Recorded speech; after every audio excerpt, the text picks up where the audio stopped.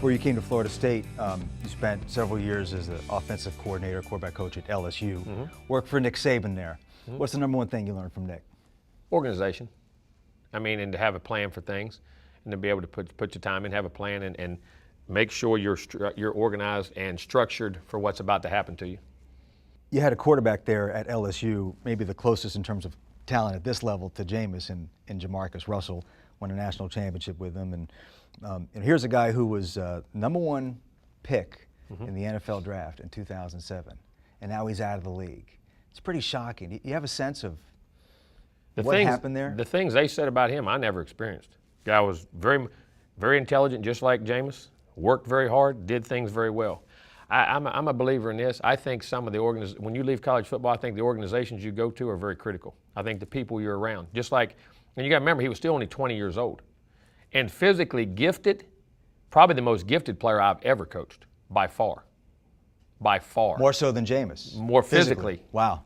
Could do things in size and power, and I mean, and as Jameis is extreme, but JaMarcus was freaky to say a word. But at the same time, was very coachable, very intelligent, prepared very well for us, and we ran a pro offense, just like EJ said when he went to Buffalo. We did more here than they did there. I mean, so it wasn't like it was a small offense. So I don't know those situations. I wasn't around him then. It's a shame because I truly thought he could have been one of the greats.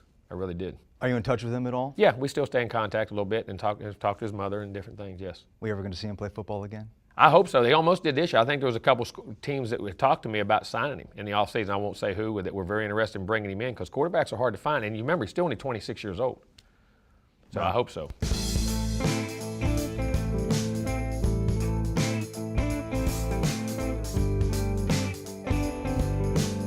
Let's talk about how you came up. Clarksburg, West Virginia, coal mining town. Like a lot of men in your profession, your father was a tremendous influence on your life. Big Jim was a coal miner. Took you down to the mines twice. First time he took you down to the mine, you were 10 years old. What do you remember about that? That I wanted no part of it. I was going to do well in school, get an education, go to college. That was his most thing. It wasn't ball for me. His was you got an education. That was the most important. And my mom was a chemistry physics teacher, very influential too. Great. My mom was unbelievable, but she was very educated. My dad never got an education.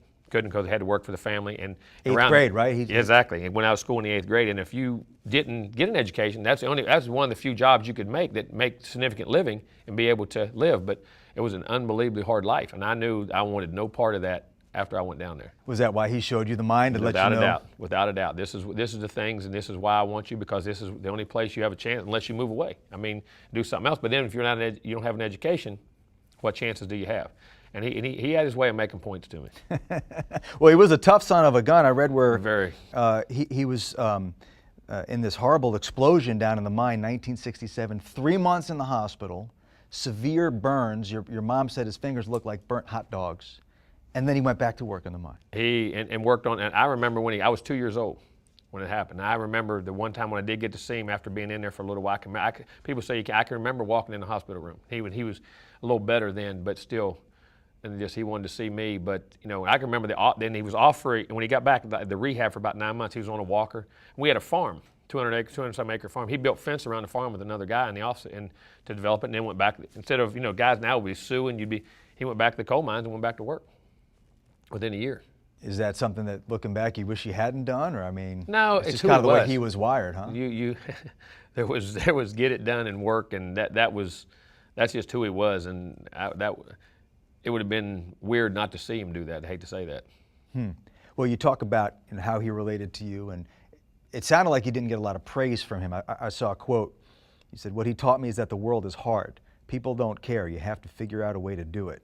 It was hard love, but good love." What's hard love? I mean, he was doing for what's best for you in the future. Very much like you have to do players at times. You can't coach the player they are. You have to coach the player they can be. And I think that's what my dad always. This is what I think you need to be and where you need to go. But at the same time, he never missed a ball game. He very rarely missed practices. I mean, but it wasn't involved. Just sat and watched. We just wanted to know that he was there. Wouldn't sleep sometimes between working on the farm and going to coal mines at night shift. He wouldn't. If I had a ball game, sometimes he wouldn't sleep for days at a time because he wanted to come see me play. So I knew he loved and cared, and I think that's the key. That's why I let him. And I think it's the key to coaching too. they don't care till they know you care, no matter what you do to them, how smart you are. And I think he always knew he cared. He was always there, but he knew that if you're going to be successful, there had to be an edge to you. You had to have a chip on your shoulder, and that people weren't going to give you anything. And I think that's the thing he conveyed to me. Are you a tough love guy with your players and with your own kids, or are you a little bit softer around the edges? I would probably say I'm more of a tough love guy. I mean, I hope they know I care. I hope off the field that we are genuine like that. But when they're right, they're right. I try to be. If they're right, they're right. I'm there with you. I'll support you and back you 100%. If you're wrong, then you're wrong. Let's fix it, move on, and we forget about it. But I would probably say I'm more so like that. That's more how I'm wired.